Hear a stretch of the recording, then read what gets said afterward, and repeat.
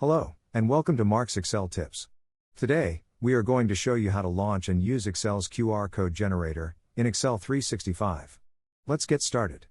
If you find value in this video, please give it a like to help others find our videos. You can download this video tutorial as a PDF by following the link in the video description below. To start, click on File.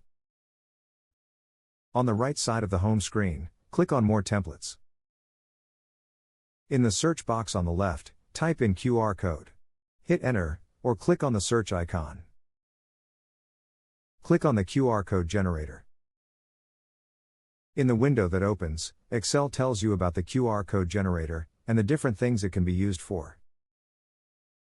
Click on Create. Excel will load your QR code generator, ready for you to use.